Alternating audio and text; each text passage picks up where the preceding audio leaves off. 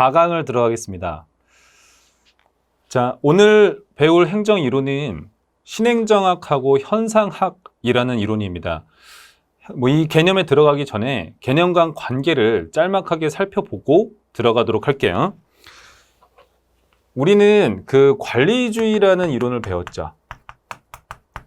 제가 계속 반복을 많이 할 거예요. 왜냐하면 이 부분이 대단히 추상적이거든요. 관리주의는 능률적인 집행 및 관리를 강조하는 이론들을 다 모아둔 겁니다.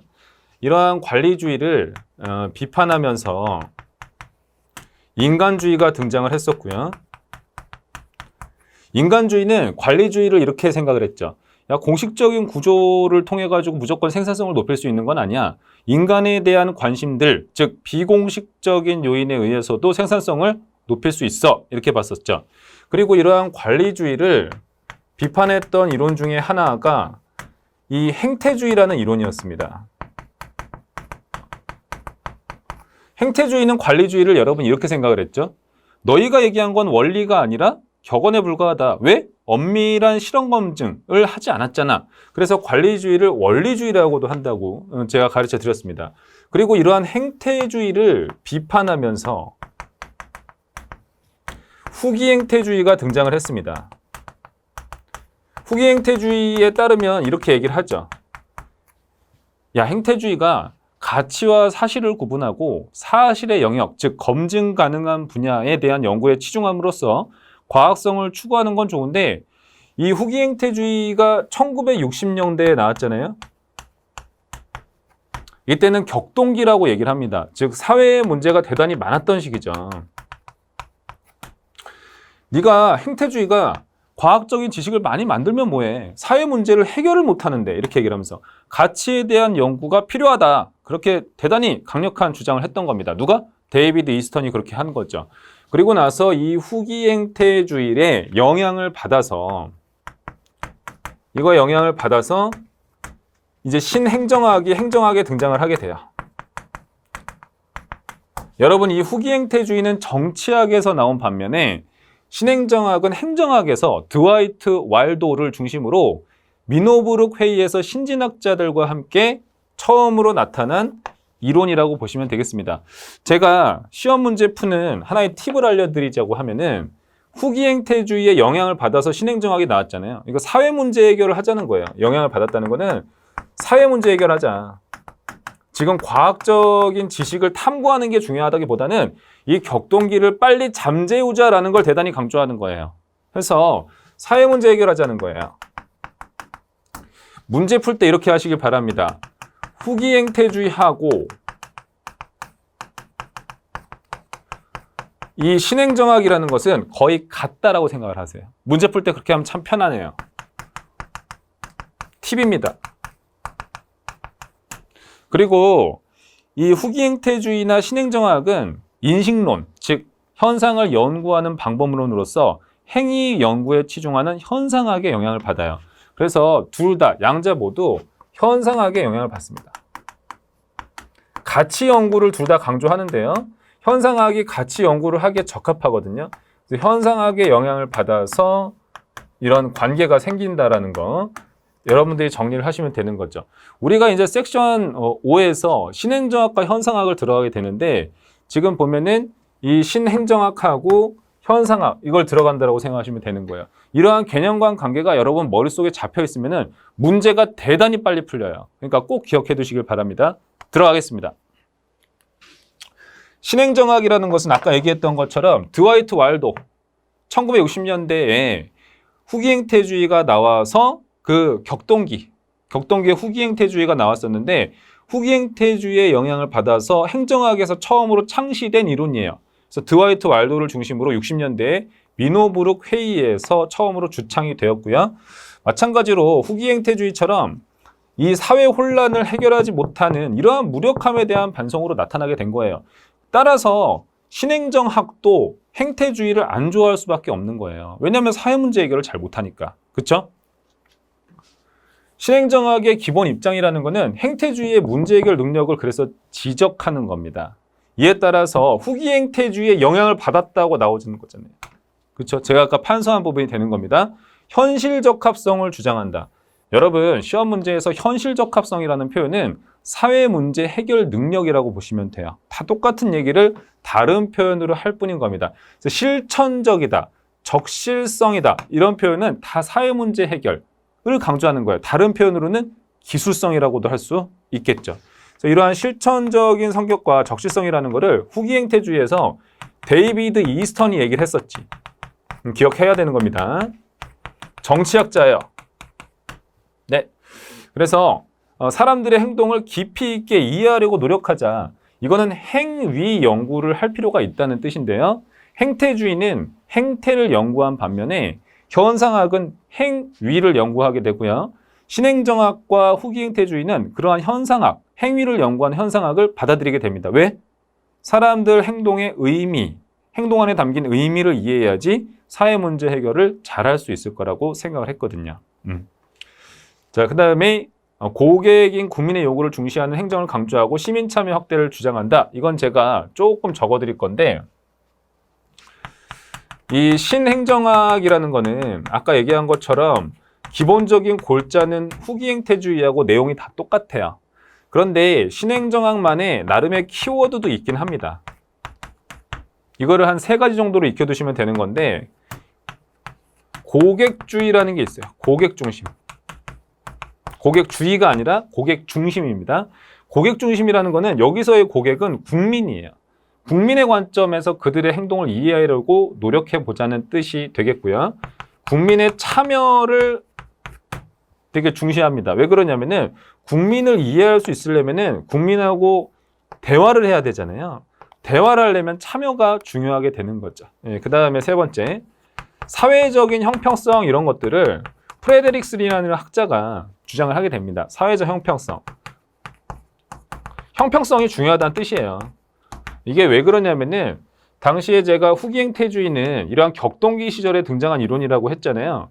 사회적 형평성을 강조하게 된 계기가 뭐냐면 이 흑인 차별 문제 때문이었어요. 흑인 차별. 흑인 인종차별.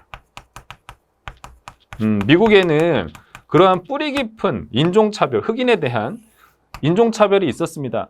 그래서 블랙 내셔널리즘이라고 하는 흑인 어떤 그런 뭐라 그럴까요? 폭동? 이런 것들이 발생하게 된 거죠.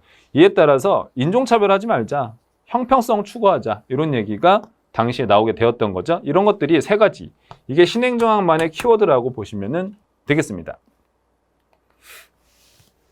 신행정학과 관련 있는 학자들인데요. 지금 보시면 왈도가 기본적이에요. 왈도. 그리고 프레데릭슨 등 여러 가지 마리니, 하몬 등에 의해서 시작이 되었다. 하지만 여러분 학자 이름은 천천히 외우세요. 시험에서 그닥 중요한 느낌이 아니고 왈도라는 사람 정도를 기억을 해두시기 바랍니다. 그래서 왈도에 의하면 행태주의적인 결함이란 다 가치에 대한 연구를 배제했다. 그러니까 사회문제 해결 능력이 떨어졌다라는 얘기가 되겠고요. 마리니 같은 경우에는 그래서 후기행태주의, 현실 적합성이 있는 행정학 등을 주장을 했다는 것이 되겠고, 그 다음에 평면화를 주장했다라는 것을 주목하시길 바라겠습니다. 새로운 조직 모형, 평면화. 이거는 무슨 뜻이냐면은 관료제라는 거는 기본적으로는 이렇게 계층이 많아요. 계층이 높다라고 생각하시면 되는 거예요. 기본적으로는 이런데 이거를 조금 낮추자는 거죠. 계층을 조금 완화시키자는 겁니다. 왜 그렇죠, 여러분? 이렇게 되면은 의사소통이 촉진되잖아요.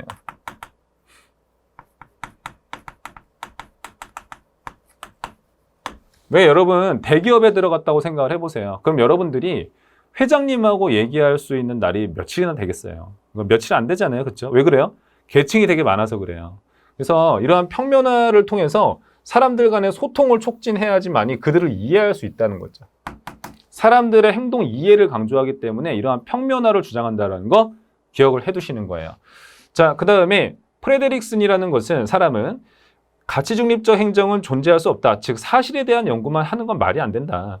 그래서 행정의 기본 사명은 사회적 형평이다. 아까 뭐라 그랬죠? 인종차별 문제 같은 게 있다 그랬죠? 그래서 프레데릭슨은 사회적 형평을 대단히 강조하였다. 이렇게 보시면 되겠습니다.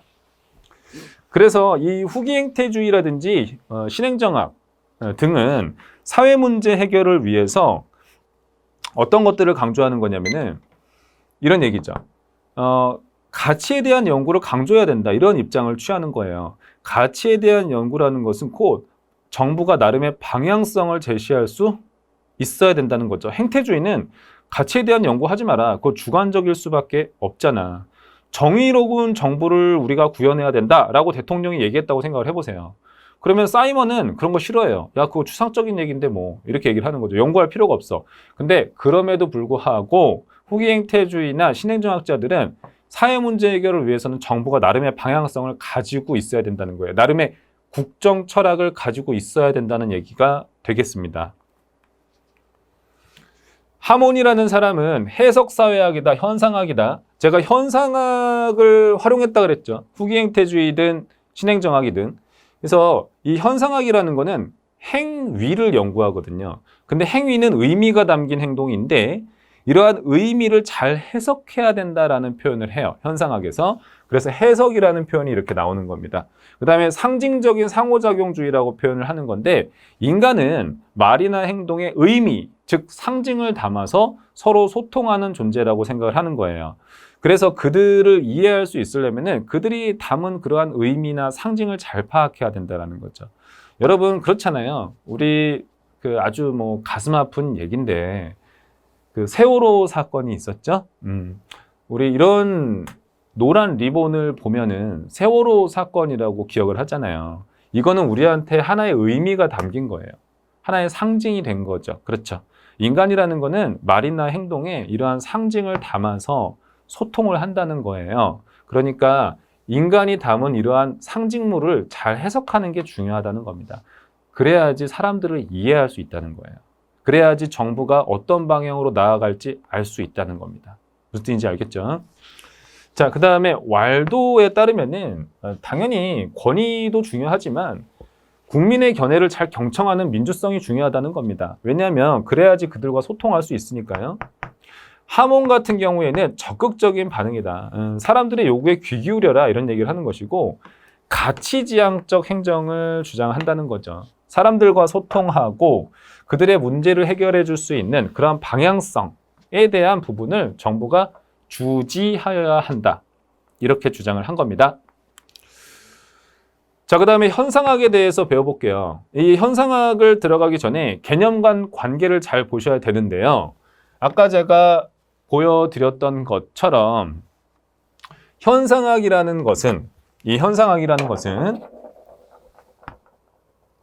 후기행태주의에도 영향을 미쳤고 신행정학에도 영향을 미친 거죠. 해서 후기행태주의나 신행정학에 영향을 미친 건 뭐냐면은 가치에 대한 연구를 하는데 적합한 인식론이 현상학이기 때문이에요. 그래서 가치에 대한 연구, 이 가치 연구를 잘할 수 있다는 거죠. 현상학을 활용을 해야지. 그렇기 때문에 우리가 현상학을 배우게 되는 겁니다. 후설이라는 사람이 제시를 했어요. 여러분들이 요거 후설이라는 학자는 시험에서 중요하지 않거든요. 그러니까 이거는 그냥 참고로 이 사람이 제시했구나 이렇게 보시면 되겠고 등장 배경은 기본적으로 형이상학을 비판하면서 이 현상학이라는 이론을 후설이라는 사람이 이론을 제시를 하게 된 거죠. 형이상학이라는 건 뭐냐면은 인간의 감각기관으로 인지할 수 없는 분야에 대한 연구를 하는 것, 이거를 갖다가 형이상학이라고 얘기를 해요. 형이상학의 어떤 대표적인 예시는 뭐냐면 보통 사람들이 이렇게 얘기를 하죠. 신의 존재를 증명하는 거. 이런 것들에 대해서 형이상학이라고 하거든요. 이제 후설은 그런 연구를 하지 말자는 거예요. 너무 사변적이고 철학적이라는 거죠. 예, 너무 추상적이라는 거예요. 그러니까 철학에서 그런 것들을 한 단계 내려와서 형이상학에서 내려와서 좀 경험적인 연구, 즉 인간의 감각기관으로 인지할 수 있는 분야에 대한 연구를 하자고 주장한 게 바로 이 후설의 얘기가 되겠습니다. 그래서 기존의 철학이 형이상학적 주제에 집착하고 있다. 이렇게 비판한 거예요. 현상학의 주요 내용을 보면은 나타난 것 혹은 현상에 대한 연구를 하는 건데 다만 나타난 것이 전부는 아니다. 나타난 현상의 관찰만으로는 내면 세계는 포착되지 않는다. 즉 관찰 가능한 요소 간의 인간관계에 대한 설명이 아니라 인과관계에 대한 설명이 아니라 그들이 살고 있는 사회 질서를 관찰하고 이해를 하는 거다. 그럼 이를 위해서 어떻게 해야 되는가? 이런 질문을 던져요, 후설이라는 사람은.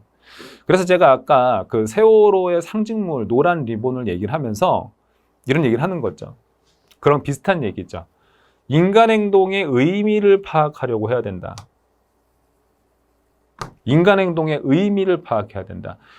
인간 행동의 의미, 이 의미를 잘 파악해야지 사람을 이해할 수 있다는 거예요.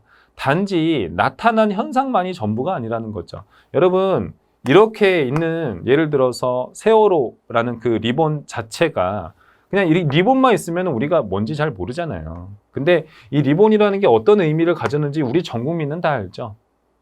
이런 의미를 파악하려고 노력해야 된다는 거예요. 그렇죠? 그렇기 때문에 현상학은 행위를 연구하는 이론이다. 이렇게 보시면 되겠습니다. 제가 행태주의를 여러분들한테 가르칠 때 이런 얘기를 했었죠. 인간의 행동은 둘로 나뉜다. 하나는 행태가 있고 다른 하나는 행위가 있다. 행태라는 거는 조건 반사적인 행동이고 행위라는 거는 의미가 담긴 행동이다. 근데 현상은 그러면 행태를 연구하겠어요? 행위를 연구하겠어요? 행위를 연구를 하는 거죠. 의미가 담긴 행동. 이걸 연구해야 된다는 거예요. 자, 의미를 알기 위해서는 행동을 둘러싼 맥락을 파악하고선 이를 잘 해석해야 된다. 자, 이 얘기는 제가 한번 설명을 해보도록 할 텐데요.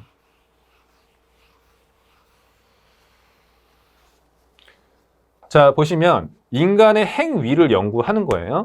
현상학은. 근데 제가 얘기했던 것처럼 행위라는 것은 의미가 담긴 행동이에요.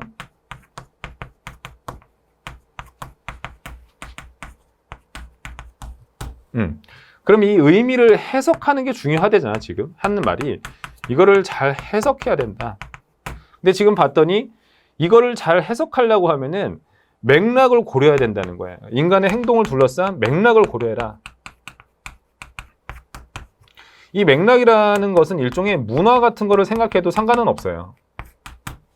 여러분, 예를 들어서 남자가 여자한테 꽃을 줘요.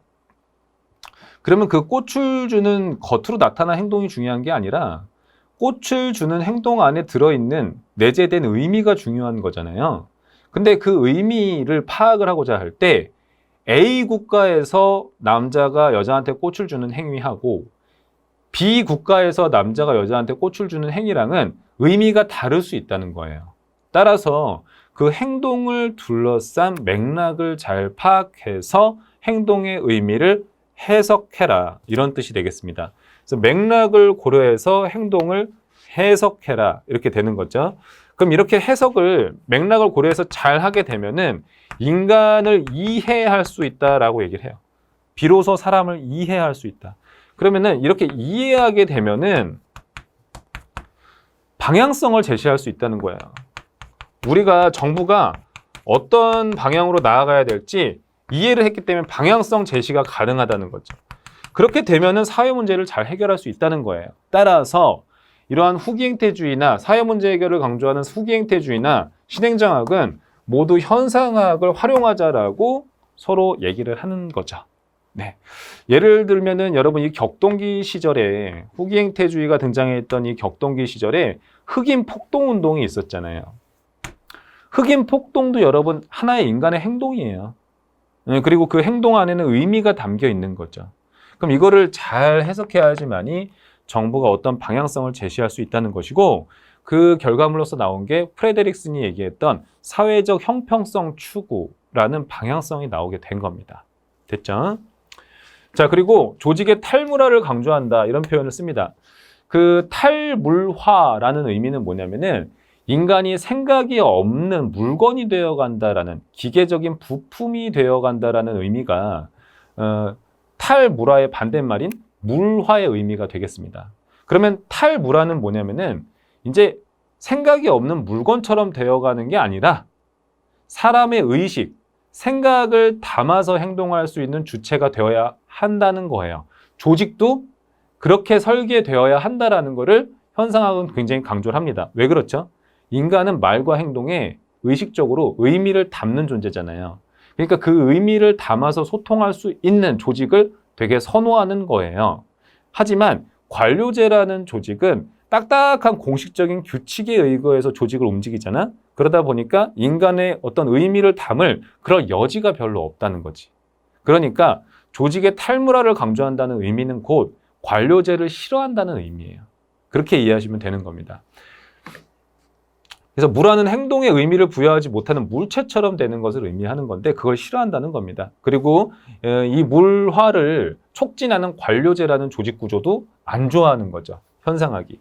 그리고 이제 조직이라는 것 자체가 간주관적으로 사람들 간의 주관적인 의미를 담은 그런 어떤 말이나 행동을 주고받는 장소라고 바라보고 있는 것이죠. 자, 인간의 의도된 행위하고 표출된 행위를 구별을 하고서 당연히 의도된 행위를 연구해야 된다고 하는 거죠. 그리고 그 의미를 잘 해석해야 된다. 행위 안에 의미, 여기 안에 행위의 가치가 있다는 거예요.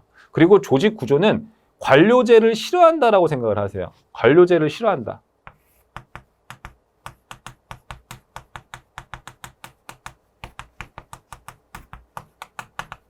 그래서 예를 들면 커크하트가 언급한 이 연합적 모형의 형태를 지향한다. 이 연합적 모형이라는 것은 관료제하고 반대말이라고 생각하시면 딱 좋아요. 그래서 이 관료제가 아닌 다소 평면적인 조직이에요. 이 친구는 평면적인 조직이에요.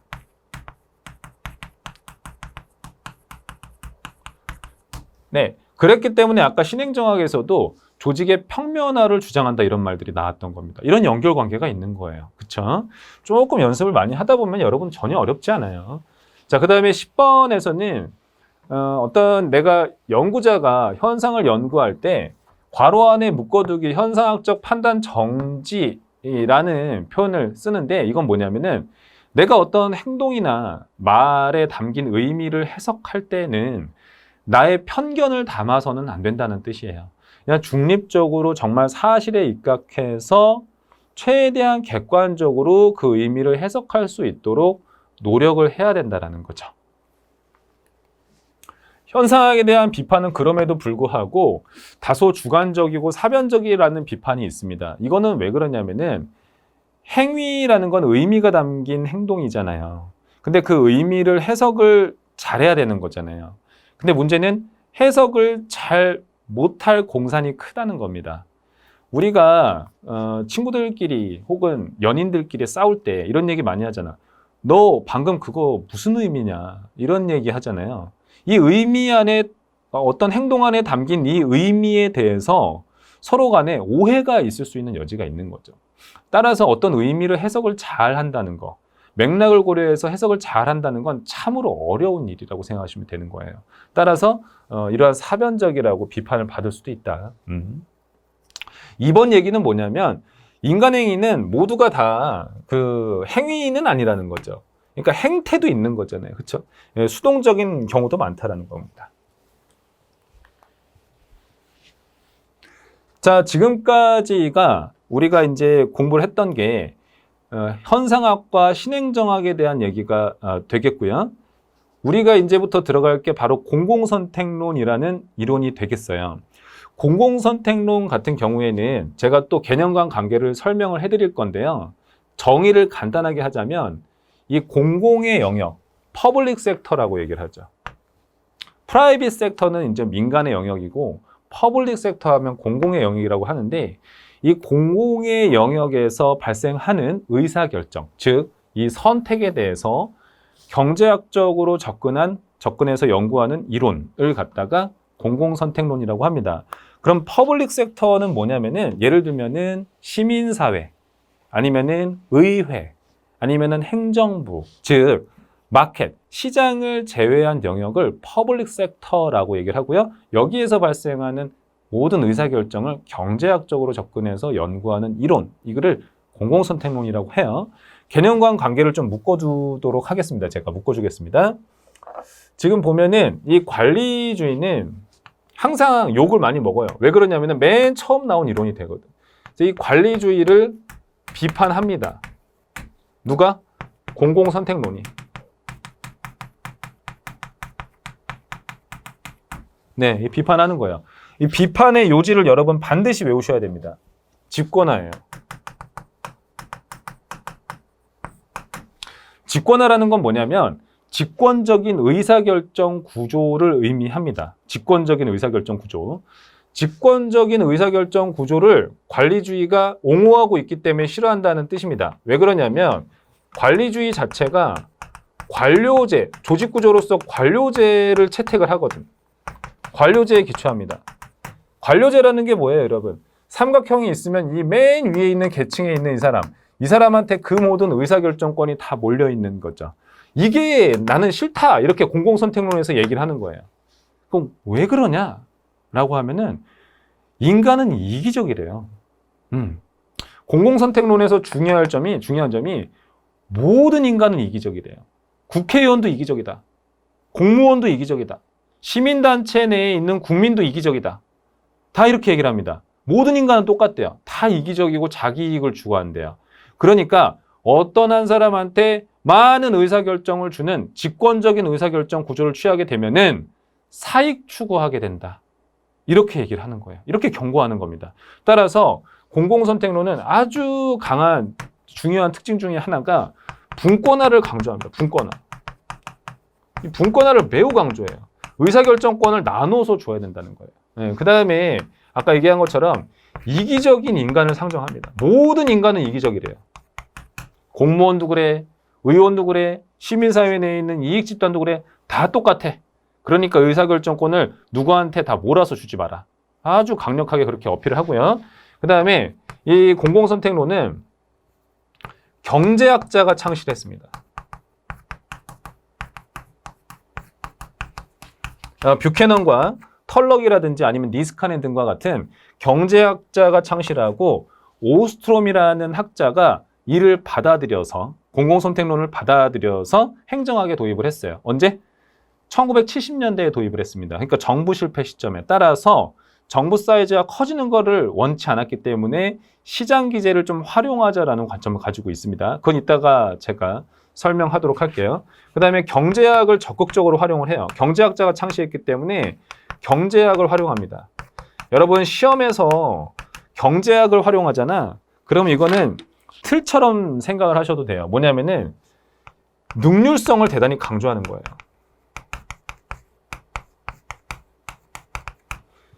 경제학 활용했다? 그럼 능률성이에요. 이렇게 치환해서 단순하게 보셔도 좋겠습니다. 들어가겠습니다. 공공선택론의 등장 배경은 경제학자가 만들었고, 그렇죠? 그 다음에 정부 실패가 발생한 시점에서 오스트롬이라는 사람이 1973년도에 행정학의 이를 도입했어요. 그렇죠? 그 다음에 지금 제가 이걸 잠깐 지워드릴게요. 전통적인 관료제의 집권적인 의사결정 구조를 비판했다는 거예요. 아까 제가 설명한 것처럼 공공선택론은 관리주의의 집권적인 의사결정 구조를 비판했더라. 반드시 기억을 하셔야 됩니다. 매우 중요해요. 왜 그렇죠? 왜 집권화하지 말라고? 인간은 이기적이니까. 의사결정은 다 주지 마라. 부패할 거야. 혹은 사익 추구할 거야. 이렇게 얘기를 하는 겁니다. 자, 그래서 집권화로 인해 공공재 공급에 대한 소비자, 여기 국민이겠죠. 국민의 선호가 반영이 안 될 거라는 거죠. 이 일을 바꿔 말하면 무슨 의미예요? 사익 추구할 거란 얘기예요. 사익 추구한다. 공공선택론을 딱딱하게 정의를 해보면은 시장의 범주 밖이라고 표현을 했잖아요. 시장의 범주 밖은 이퀄 뭐냐면은 공공의 영역이에요. 퍼블릭 섹터. 예, 거기에서 일어나는 의사결정, 선택을 경제학적으로 접근하고 연구한 이론이 되겠습니다. 자, 나아가서 내용을 한번 간략하게 볼 텐데 여기서 이제 시장의 범주 밖에서라는 건 비시장적 영역이라고 하는 건데 그게 퍼블릭 섹터가 되겠고요. 예를 들면은 정부, 국회, 시민사회 여기가 다 퍼블릭 섹터라고 하는 거예요. 여기서 나타나는 의사결정을 연구하는 겁니다. 자, 보시면 공공선택론은 시장 실패에서도 출발하지만 정부 실패도 인정한다. 여러분 아까 오스트롬이 1970년대에 도입을 했다고 했었죠. 그때는 이미 정부 실패 시점이에요. 이때는 어떤 거냐면은 정부의 재정 적자가 난 시기이기 때문에 큰 정부를 싫어하게 되는 시기입니다. 정부가 돈을 많이 쓰는 걸 싫어하는 시기예요. 따라서 공공선택론은 정부가 더 비대해지지 않도록 할 수 있는 제도들을 마련하는 것을 선호합니다. 예를 들면 수익자 부담주의 같은 것들이 그래요. 여러분들 왜 바깥에 따릉이 같은 거 있잖아요. 따릉이. 따릉이는 내가 돈 내고 내가 편익을 누리잖아요. 아무튼 돈을 내가 정부에다가 지불을 하잖아. 그런 것처럼 내가 어떤 돈을 거둬들임으로써 정부가 더 이상 낭비하지 않도록 만드는 기제를 선호하더라. 그리고 정부 실패라는 현상이 시장 실패 이후에 등장한 거기 때문에 양자를 모두 인정하긴 한다. 그 얘기입니다. 집권적 의사결정 구조 비판, 비관료제적 조직을 추구한다. 그러니까 여기서 비관료제적이라는 거는 관리주의에서 기초로 하는 조직 구조 자체가 이게 관료제잖아. 근데 관료제는 집권적이란 말이야, 이렇게. 의사결정권이 이렇게 상위 많은 사람한테 있어. 그러니까 이러한 조직 구조를 별로 안 좋아한다는 거죠. 따라서 비개서적이다. 혹은 분권화를 지향하는 어떤 조직 구조를 선호하더라. 그 얘기가 되겠습니다. 분권화를 되게 강조하고 있죠. 지금 5번 방가로에서도 그렇고. 그럼 왜 그러냐면은 집권화를 싫어하기 때문이에요, 여러분. 집권화를 싫어해서 분권화를 선호하는 겁니다. 쉽게 생각을 하시기 바랍니다. 그러면은 비효율적인 행정구조를 바꾸기 위해서 오스트롬 부부가 어떤 제안을 했냐?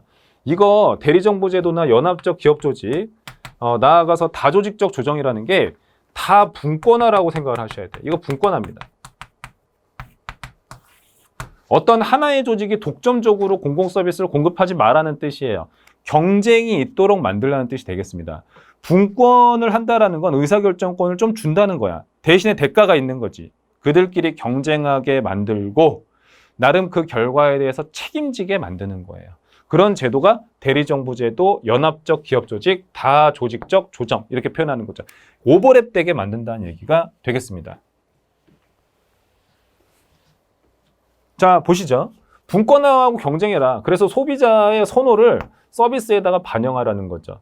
그래서 시장 경제화도 도입을 해야 된다는 거예요. 왜냐하면 큰 정부를 싫어하니까. 그래서 수익자 부담주의 같은 거 옹호하는 거고, 여러분 이거 주의하세요. 관할의 중첩을 허용한다는 겁니다. 예. 관할의 중첩이라는 건 곧 경쟁이에요. 오버랩돼서 어떤 서비스를 공급을 한다는 뜻이 되는 거지. 분권화 경쟁. 그래서 시민 공동체 구성을 촉진한다. 그래서 보시면은 나름의 분권화를 인정한다는 의미로 보시면은 되겠습니다. 공공선택론은 가만히 들여다보면 계속 분권화 얘기가 나올 거예요. 이따가 보시면 알 겁니다. 자, 그 다음에 경제학적으로 접근한다. 즉 경제학을 활용한다는 의미가 뭐냐면 경제학 중에서도 경제수학을 특히 많이 활용을 하고요.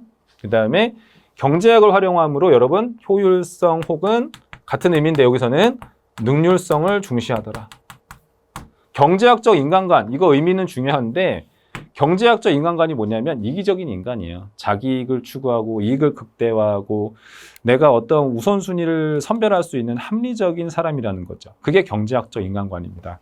그렇기 때문에 집권화를 싫어하는 거예요. 분권화하자는 거지. 정치도 마찬가지입니다. 이기적인 개인 간의 교환관계라고 상정을 하는 거죠. 이것도 마찬가지로 경제학적 인간관이랑 똑같은 얘기죠. 자, 마지막에 보시면 공공선택론은 정부의 정책 결정 규칙이나 결정 구조가 어떻게 만들어졌냐를 중시한다. 아까 분권화를 매우 강조한다고 제가 말씀을 드렸는데 분권화라는 거는 혹은 집권화라는 거는 의사결정 구조를 얘기를 하는 거예요. 의사결정권이 위에 쏠려 있게 만들 거냐 아니면 아랫사람들한테 분산시킬 거냐 이건 의사결정 구조에 대한 얘기거든요. 그래서 이러한 것들을 연구한다는 거예요. 자, 보시면 제도적인 장치, 이러한 의사결정 구조, 제도적 장치를 통해서 현상을 해결할 수 있다라고 강조하고 있는 겁니다. 경제학적 인간관이라는 거는 아까 얘기한 것처럼 이기적인 거, 이익 극대화하고 합리적인 사람이 인간이라는 거죠. 국회의원도 그래, 공무원도 그래, 그리고 이익단체도 그래, 다 똑같은 사람들이야 이렇게 얘기를 하는 겁니다. 공공선택론에 대한 비판에 대해서 한번 살펴보면은 약간 어렵다는 거예요. 그러니까 공공선택론을 전공하신 분들이 다 경제수학으로 논문을 쓰셨거든요. 그렇기 때문에 논문이 다 수학입니다. 그래서 좀 일반 사람들은 이해하기 어렵다. 이런 건 여러분 외우지 마세요. 그냥 참고라고 생각하시면 되겠고. 자, 보시면은 2번 선지 같은 경우에는 아셔야 돼요. 보시면 개인의 기득권을 옹호한다라는 표현이 나와요. 왜냐하면 공공선택론은 정부 실패 시점에 오스트롬이 도입을 했잖아.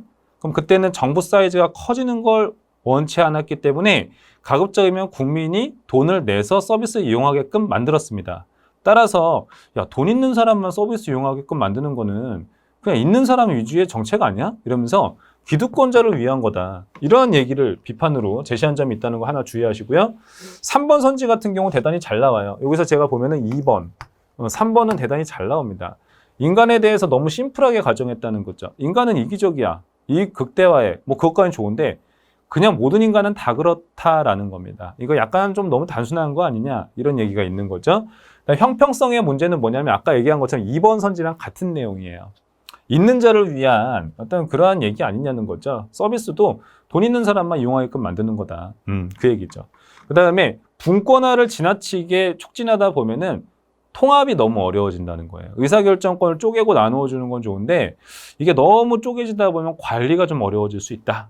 이런 부분을 지적한 게 5번 얘기가 되겠고, 다음에 보시면은 수준 높은 시민, 수준 높은 공무원 이것들을 전제로 한다는 게 문제가 된다. 의사결정권을 준다는 거잖아요. 그럼 나름 그 의사결정권을 바탕으로 어떤 의식적인 성숙한 선택을 할 수 있어야 되는 건데 그게 좀 쉽지 않을 것 같은데 이렇게 보는 거지. 다음은 공공선택론을 활용한 모형들에 대해서 보겠습니다. 그러면은 이 모형과 간단한 개념과 관계를 한번 보면 이렇게 되는 거예요. 이 관리주의를 비판하면서 공공선택론이 나왔고, 그렇지? 이 관리주의를 비판하면서 공공선택론이 나왔고, 이렇게 비판했다고 쓸게요. 비판하면서 공공선택론이 나왔고,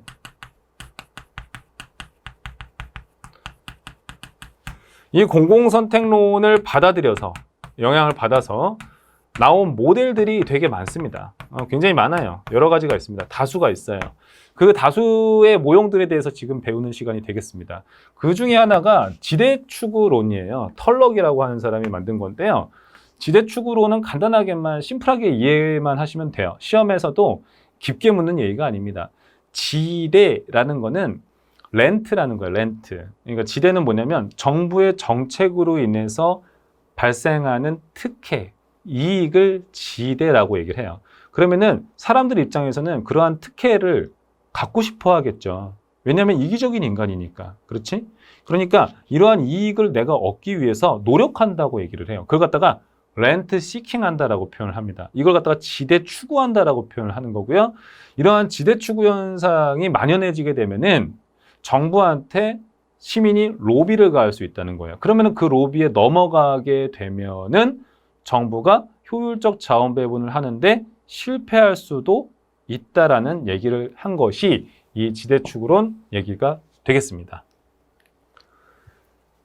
자, 해서 지금 보면 지대추구라는 건 일종의 로비한다는 거예요. 해서 일단 정부를 갖다가 어떤 로비를 가는 거죠. 왜냐하면 정부한테 로비를 하게 되면 우리가 그 특혜를 많이 가져올 수 있으니까. 근데 만약에 그 로비에 정부가 넘어가게 되면 정부가 포획된다라고 표현을 해요. 포획된다는 건 뭐다? 정부가 로비에 넘어간 거예요. 그러면 효율적 자원 배분을 제대로 안 하겠지. 그걸 지적한 겁니다. 그래서 정부 실패가 발생할 수 있다. 이 얘기예요. 투표자 행동 분석이라고 하면서 시민사회 내에는 여러분 투표자들이 있죠. 그 투표자들의 행동 분석을 공공선택론을 활용해서 했던 얘기 중에 하나가 티브 가설이에요. 여러분, 이 티브 가설은 중요합니다. 그러니까 공부를 잘 해두시기를 바랍니다. 제가 이걸 좀 지우면서 여러분들한테 간단하게 설명을 할게요. 티브 가설이라는 것은 이론적인 어떤 등장 배경이라고 해야 되는 건데 세뮤얼슨의 이론을 비판하면서 나왔어요. 그러니까 지금 개념과 관계를 표현하면 이렇게 되는 거지. 세뮤얼슨의 이론이 있어. 이거를 갖다가 비판하면서 티브 가설이 나왔다는 얘기가 되는 거예요. 표현하면은 세뮤얼슨이 하고 싶었던 얘기는 뭐냐면은 중앙집권적 서비스 공급이에요. 그러니까 지방정부에 중앙정부가 알아서 그냥 서비스를 공급해 주자는 얘기가 되는 거예요. 그럼 왜 그러냐라고 하면은 지자체에 살고 있는 주민 선호를 파악하기가 힘들다라고 주장을 하는 거예요. 세미얼스는. 근데 이제 티브가설이 이를 비판하죠. 여러분 눈치가 빠른 사람은 좀 알았을 거야. 공공선택론은 분권화 좋아해요? 직권화 좋아해요? 분권화 좋아하죠. 근데 세미얼스는 여러분 직권화 쪽에 가깝잖아요. 그러니까 얘를 싫어하는 겁니다. 티브가설은 분권화를 좋아해요. 그러면서 비판할 때 이렇게 얘기를 합니다. 야, 주민 선호 파악할 수 있어. 너 왜 그 혼자 안 된다고 얘기하냐? 파악 가능하다. 이렇게 얘기를 하는 거예요. 그러면서 티브가설에서는 발로 하는 투표를 제시해요. 이 발로 하는 투표를 주민들이 하기 때문에 주민의 선호는 파악 가능해. 그러면은 발로 하는 투표가 뭔지를 여러분들이 보셔야 되는데 이게 뭐냐면 주민의 이동입니다. 기억을 꼭 하시기 바랍니다. 지자체 간 이동이라고 생각을 하셔야 돼요. 그래서 어떤 우리가 쉽게 말하면은 뭐 용산구에서 부평구로 이동한다. 이거 지자체 간 이동이잖아요. 지방정부 간 이동이잖아요. 이거를 발로 하는 투표 혹은 주민의 이동이라는 것이고 내가 선호하는 공공 서비스를 공급하는 지방정부로 이동하는 게 사람이라는 거예요. 왜? 자기 이익을 추구하니까. 그렇잖아? 그러다 보면은 자연스럽게 주민 선호가 파악이 가능한 거다. 가능하다. 그러니까 지자체한테 공공 서비스를 공급할 수 있는 권한을 주세요. 그렇게 얘기를 하는 겁니다. 자, 그래서 한번 보면 소규모의 자치행정구역을 지지하는 논리다. 티브가설은 지방정부와 어떤 지방행정을 찬성하는 입장이 되는 거죠. 어떻게 하냐? 그러면은 발로 하는 투표로 인해서 주민의 선호를 파악할 수 있다. 그럼 이거를 우리가 이제 알 수 있기 때문에 주민의 선호를 알 수 있기 때문에 지방정부한테 서비스를 공급할 수 있는 권한을 주세요. 지금 그 얘기를 한 겁니다. 자, 발로 하는 투표로 인해서 지방정부는 공공재 공급의 적정 규모를 결정할 수 있다. 지네들 나름대로. 그래서 보시면 발로 하는 투표라는 거는 주민들의 선호에 따라 이동하는 거예요. 네, 한번 보겠습니다. 자, 이 전제가 여러분들 시험에서 중요해요. 여러분들 이거는 중요합니다. 잘 봐두시는데 이 발로 하는 투표가 가능하려면은 어떻게 해야 되냐? 자유로운 이동이 가능해야 되겠죠. 자유가 보장이 되어야 되고요. 그 다음에 각 지방정부가 공급하는 지방 서비스, 그 공공 서비스에 대해서 정보를 다 가지고 있어야 되는 거예요. 어떤 정부가 어떤 서비스 공급하더라. 이걸 알고 있어야 나의 선호대로 이동을 하는 거니까. 그렇죠? 그래서 보시면은 이동이 자유롭다. 그리고 다수의 지방정부가 서로 간에 지자체 내에서 공공 서비스를 공급하고 있다. 즉 경쟁 체제를 형성한다. 이게 여러분 바꿔 말하면 어려운 말로 뭐예요? 분권화되어 있다는 거예요. 그 주민은 선택을 할 수가 있고요. 여러분 이게 되게 중요합니다. 외부 효과가 없다는 과정. 이게 되게 중요한 거예요. 자, 그리고 정부의 완전한 정보를 공개한다. 그건 아까 제가 했었죠. 자, 한번 보도록 하겠습니다. 이 외부 효과가 없다라는 게 무슨 뜻이냐면은 A라는 지방정부가 있어요. 그 다음에 B라는 지방정부가 있다고 가정하겠습니다. 이 둘은 경쟁 체제예요. 나름 각자의 구역 내에서 여기 사람들이 있습니다. 이 사람들한테 서비스를 지금 공급을 해주고 있는 거죠. 그럼 비지자체 내에도, 비지방정부 내에도 사람들이 있잖아요. 이렇게. 그럼 여기도 공급을 해주고 있다는 거겠죠. 근데 이제 여기 비지자체에 있는 사람들이 마음에 안 들면 이동한다는 거예요. 그런 건데 A 지자체에서 제공하는 이 공공 서비스가 B 지자체에 있는 사람한테 가면 된다, 안 된다? 안 된다고 얘기를 하는 거죠. 그걸 갖다가 외부 효과가 없다라고 표현을 하고 있는 거예요. 그래서 이게 지금 안 된다는 겁니다. 왜 안 될까요, 여러분? 만약에 이게 된다고 생각을 해보세요. 그러면은 여기 있는 주민이 일로 A 지자체로 옮기려고 하겠어요? 안 가죠. 그냥 여기 가만히 있어도 A 지자체 서비스를 받을 수 있는데 안 간단 말이죠. 그 말은 뭐예요? 주민의 선호가 표출이 안 된다는 거와 같기 때문에 이 전제에 어긋나는 겁니다. 따라서 외부 효과가 없다라는 가정을 여러분들이 반드시 기억을 해두세요. 시험에 대단히 잘 나옵니다. 완전한 정보가 근데 이제 갖추는 게 가능하냐? 이런 것들이 좀 현실 불가능한, 이거 너무 이상적인 얘기 아니냐, 이런 비판이 있는 것이고, 열악한 재정을 가진 지방정부 같은 경우에는 좀 상대적으로 좋은, 주민들이 원하는 서비스를 공급하기가 힘들잖아요. 그러면 이러한 분권화 자체가 형평성을 좀 져야 할 수 있다. 그렇게 얘기를 하는 겁니다. 자, 중위투표자 이론은 그닥 중요하지 않습니다. 제가 참고로 그냥 얘기로 말씀만 드려도 될 것 같아요. 근데 저는 그래도 보수적으로 수업을 하기 때문에 중위투표자론도 간단하게는 설명을 할게요. 중위투표자라는 정의를 아셔야 돼요. 그 정의는 두 가지로 구성이 되는데요, 특징이. 하나는 이 사람은 중간 선호를 가진 사람이에요.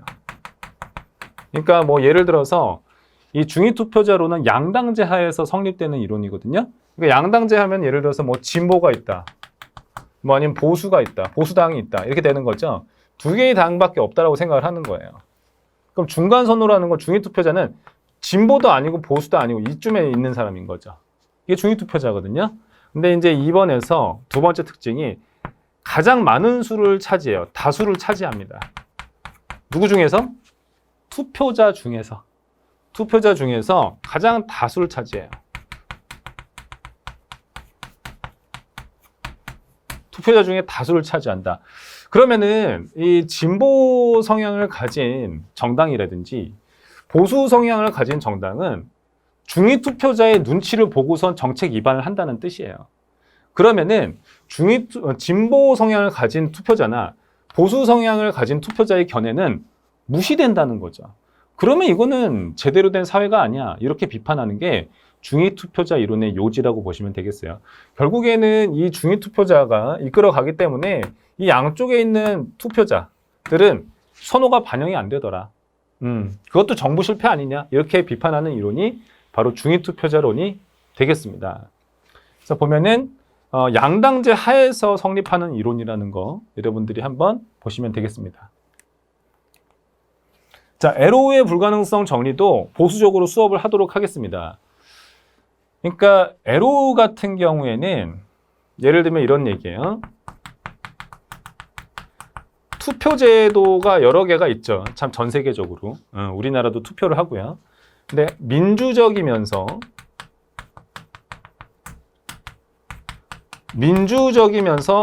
동시에 합리적인 투표제도는 세상에 없다라고 보는 게 바로 에로우의 불가능성 정리예요. 그러니까 에로우라는 사람은 투표제도의 모순을 지적한 사람이라고 생각하시면 돼요. 이상적인 투표제도는 불가능하다. 아쉽지만 그런 얘기예요. 그러면 국민의 선호를 제대로 반영할 수가 없고 정부가 그러다 보면 정부 실패가 발생할 수 있다고 보는 관점이 되겠습니다. 이러한 증명 방식을 사용하는데요. 이상적인 투표제도가 되려면 다음과 같은 특징을 지녀야 한대요. 그러면서 쭉 본인이 그 특징을 얘기를 합니다. 그리고 그 특징을 지닌 사회는 아쉽지만 없다라고 얘기를 하는 거죠. 그래서 이상적인 투표제도는 없다 우리가 생각하는 그런 얘기를 한 거예요. 증명한 겁니다. 보시면 어떤 사회적인 집단의 그 의사결정도 민주적이면서 합리적일 수는 없다. 불가능하다고 얘기를 하는 겁니다. 불가능성 정리다. 그러면 이상적인 투표제도는 어떤 특징이 있어야 되냐? 다음에서 한번 보도록 하겠습니다. 여러분들이 시험에서 그나마 봐둬야 될 부분이 바로 이 이상적인 투표제도의 특징이라는 것들이에요. 상식적인 면이 있기 때문에 애써 암기하지 않아도 좋습니다. 독재자가 없어야 된다는 거예요. 지배적인 영향력을 행사하는 어떤 소수가 없어야 된다. 그 다음에 비번을 주의하시는데 이 무관한 대안으로부터의 독립의 원칙, 즉 제3의 대안으로부터의 독립이라고 얘기를 하는 건데 예를 들면은 여러분들 여기 후보자가 있습니다. 뭐 A, B, C, D 4명의 후보자가 있어요. 그러면 이 후보자들에 대한 여러분들의 선호가 있겠죠. 그렇죠? 그럼 A 후보자가 난 제일 좋아. 그 다음에 B, 그 다음에 C, 그 다음에 D 이렇게 여러분들의 선호가 있는 거예요. 근데 이 선호대로 투표를 정직하게 해야지 그게 바로 합리적인 제도라고 얘기를 하는데 에로우에 따르면 사람들이 이렇게 하지 않는다는 거예요. 언제? 제3의 어떤 변수가 여기에 영향을 미친다는 거예요. 제3의 대안 혹은 변수, 무관한 사건 이런 것들이 영향을 미친다는 거죠. 그러면 어떻게 된다?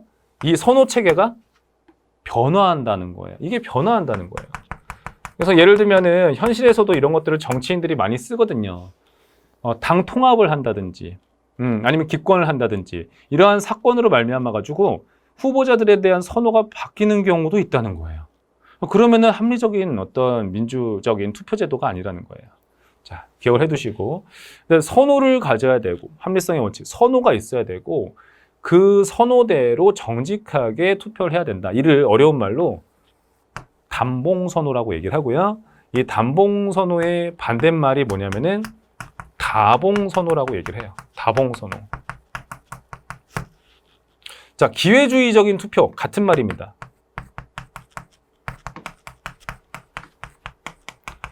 그러니까 정직하게 자기 선호대로 투표를 해야지 다봉선호 입각해서 혹은 기회주의적 투표를 하면 안 된다. 이렇게 얘기를 하는 건데요.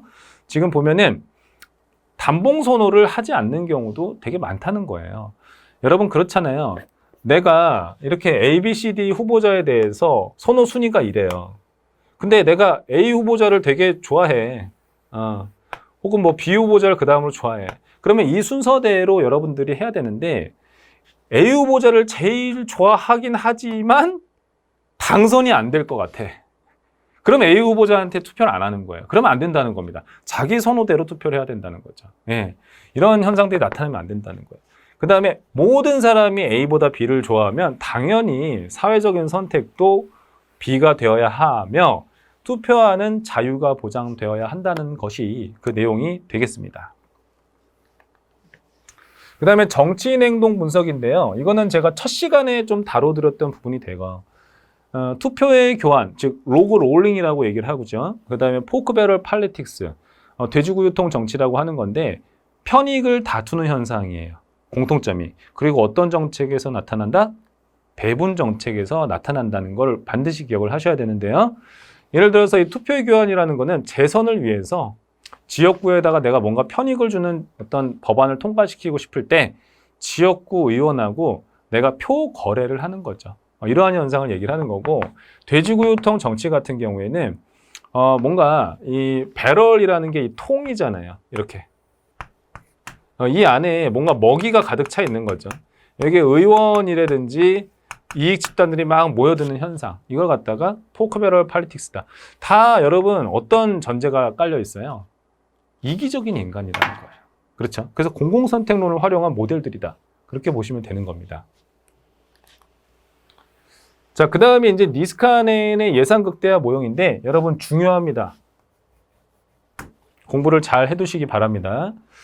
자, 보시면은 관료들이 권력의 극대화를 위해서 자기 부서의 예산 극대화를 추구하더라. 그러면은 여기서 요지는 뭐냐면은 공무원의 권력은 뭐다? 예산이라는 뜻이에요. 니스카넨은 그렇게 해석을 했어요. 공무원의 권력은 예산이다. 그러니까 이 예산을 많이 가져가려고 노력을 한다는 거예요. 실제로 우리가 현장에서도 우리 행정각부, 그러니까 뭐 행안부에서 이번에 뭐 예산을 이만큼 따왔어. 이런 것들이 하나의 지표가 된다고 하죠. 공무원들의 권력이라고 얘기를 하는 거죠. 상징물이라는 겁니다. 그러다 보니까 이걸 많이 가져올수록 한다. 그러다 보면 정부 실패가 발생할 수 있다는 겁니다.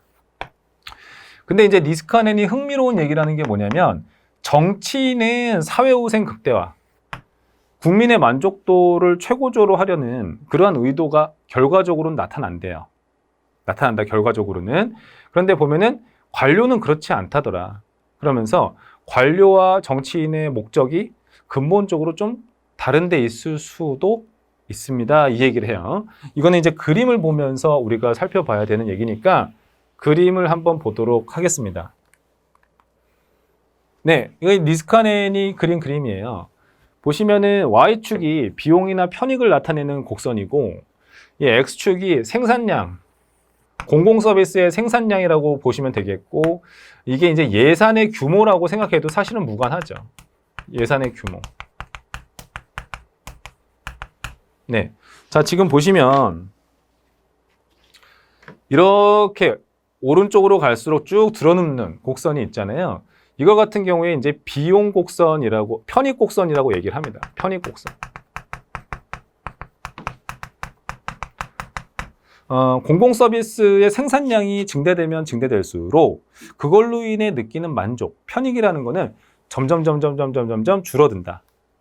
그에 반해서 여기 지금 비용 곡선이라고 얘기가 나왔는데 비용 곡선이라는 거는 생산량이 증대되면 증대될수록 이렇게 점점 많이 들어간다는 거죠. 그래서 이건 비용 곡선이에요. 이거를 총 비용 곡선이라고도 합니다.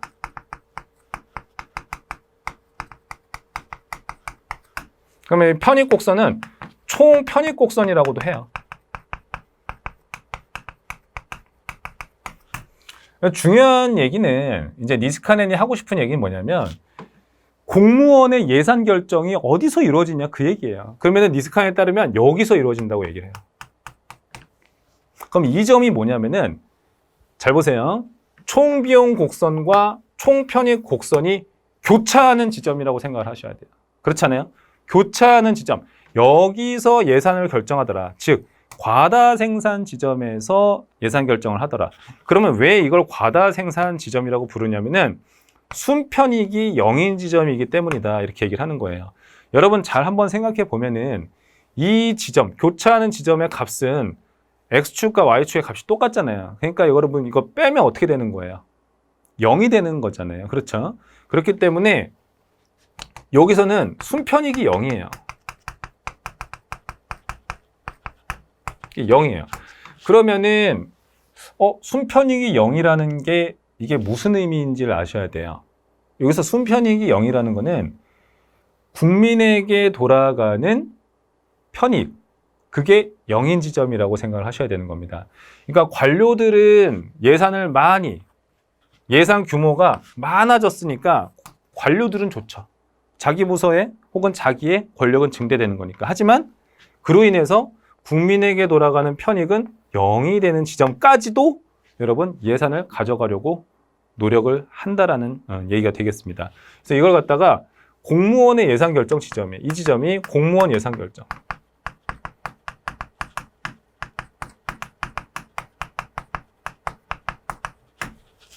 자, 그러면 이제 최적 생산 지점이라고 여러분 지금 여기 지점이 있죠. 요 지점, 이 점선이 있는 지점, 여기를 볼게요. 이 편익 곡선에서 비용 곡선을 뺀 구간, 이 구간이 곧 뭐예요, 여러분? 이게 순편익이잖아요.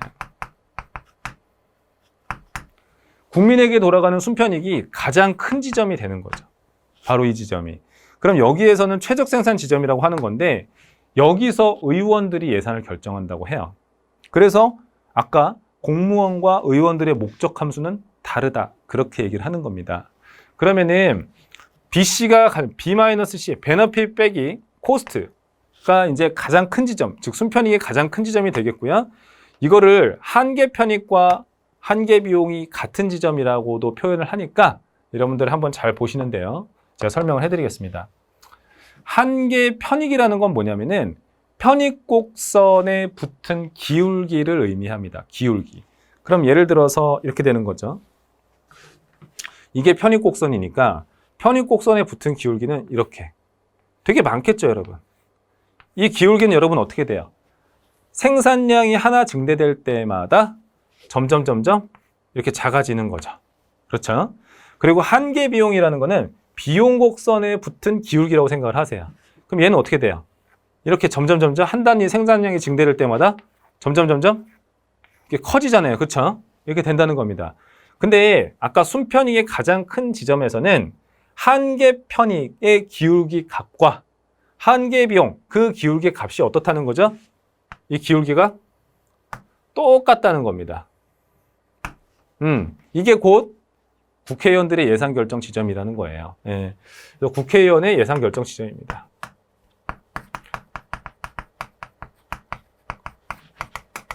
그러니 얼마나 공무원 입장에서는 억울한 일이에요. 아니, 의원은 국민에게 돌아가는 순편익이 가장 큰 지점에서 예산을 결정하고 공무원은 아니다? 좀 그렇잖아요. 근데 이제 이거를 여러분들한테 간단하게 설명을 드리자면 의원이 뭐 자신의 이익을 추구하지 않는다 그런 뜻은 아니에요. 공공선택론은 이기적인 인간을 상정하잖아요. 근데 이제 의원이 재선을 위해서 본인이 재선이 되기 위해서는 어떻게 해야 되는 거예요? 지역구에 있는 주민들한테 이익이 많이 돌아가게끔 해주긴 해야 되는 거잖아요. 그러다 보니까 공공 서비스의 생산량이 아주 최적 생산 지점, 지역 주민한테 가장 많은 편익이 돌아가는 지점에서 결정할 수밖에 없다고 니스카넨이 얘기를 한 거지. 반면에 여기 이제 공무원이라는 것은 그렇지가 않다. 그냥 순편익이 0이 되는 지점까지 예산을 결정하더라. 왜냐? 그들한테는 예산이 권력이니까. 이렇게 들어갔던 게 니스카넨의 예산 극대화 모형이 되겠습니다. 자, 그 다음에 이제 덜리비의 관청 형성 모형인데, 이 덜리비라는 관청 형성 모형을 만든 사람은 니스카넨을 기본적으로 비판하면서 얘기를 해요. 어떤 점을 비판했는지 아셔야 돼요. 니스카넨을 비판했다. 반론을 제기한 거예요. 그러면 관료는 다양한 관청이 결정한다. 이런 얘기를 하거든요. 그래서 관청을 증가시키고 책임이 늘어나게 하는 관청은 줄인다. 이런 얘기를 합니다. 이거를 제가 간략하게 얘기를 해볼게요. 이 덜리비는 니스카넨을 비판하는 거예요. 이렇게. 자, 근데 이제 비판의 요지가 뭐냐면 공무원의 이 권력은 이것은 예산이 아니라는 거예요. 이 얘기입니다. 이게 이제 덜리비가 얘기를 하는 거죠. 그러면은 공무원의 권력이 뭔데? 이렇게 덜리비한테 묻잖아? 그럼 덜리비가 뭐라고 하는 거예요? 아, 관청 형성이야. 이렇게 얘기하는 거예요. 여기서 말하는 관청이라는 거는 공공기관 조직을 얘기하는 거예요. 그럼 이 조직의 종류는 두 가지가 있다고 덜리비가 얘기를 해요. 첫째는 개선 조직이 있고요. 그 다음에 참모 조직이 있다고 얘기를 합니다. 그러면은 핵심적인 얘기는 뭐냐면은 덜리비는 이 두 가지 조직 중에서 어떤 조직을 공무원이 더 많이 형성하려고 하느냐라고 하면은 참모 조직을 많이 형성하려고 한다는 거예요. 왜 그러냐면은 개선 조직이라는 건 뭐냐? 예를 들면 뭐 차관, 실장, 국장, 뭐 과장 이런 식으로 내려가거든요. 뭐 직원 이런 식으로 정부 관료제가 내려가요. 계급의 순서가. 그럼 예를 들면은 개선 조직을 만든다는 건 예를 들어서 직원을 내가 뽑았어. 그럼 직원이 뭔가 잘못하잖아? 내가 책임져야 되는 거야. 그러니까 책임을 줄여주는 조직을 만들어야 된다는 거죠. 그래서 이 옆에서 뭔가 보좌해주는 그러한 참모 조직을 만든다는 거예요. 얘네는 우리 부서의 개수가 늘어나는 거기 때문에 영향력은 증대하나 뭐 얘가 잘못한다 해서 내가 책임지거나 이런 건 없거든요. 그러니까 관청 형성, 참모 조직을 형성하자. 그 얘기를 했던 게 덜리비 얘기가 되겠습니다. 네. 자, 그 다음에 이제 뷰캐넌의 털럭, 뷰캐넌과 털럭의 적정 참여자 모형인데, 지나친 집권화도 싫고, 지나친 분권화도 싫다는 얘기가 되겠습니다. 그러니까 적절한 분권화를 하자. 자, 보시면은, 공공선택론의 창시적 모형으로 보고 있고요. 정책 결정의 최적 수준을 찾으려는 규범적 모형이다. 이건 그림을 봐야 되거든요. 그림을 한번 같이 보시죠. 자, 보시면 이게 곡선이 세 가지가 나와요. 이 중에서 의사결정 비용이라는 게 있어요.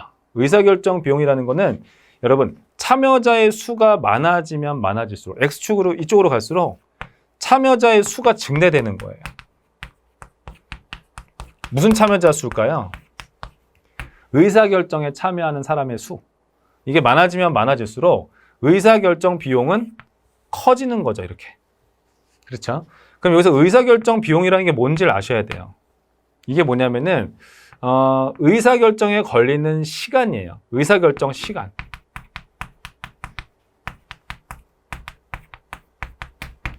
바꿔 말하면 의사결정에 참여하는 사람의 수가 많잖아?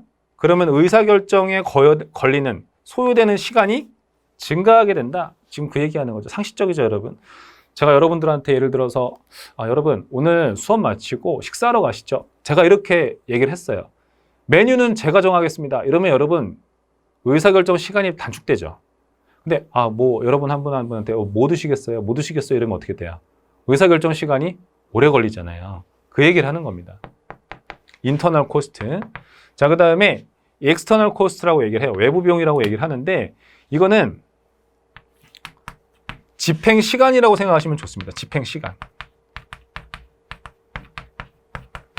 그러니까 의사결정에 참여한 사람의 수가 많으면 많았을수록 그 결정으로 인해서 그 결정이 집행되는 데 걸리는 시간은 단축된다라는 의미가 돼요.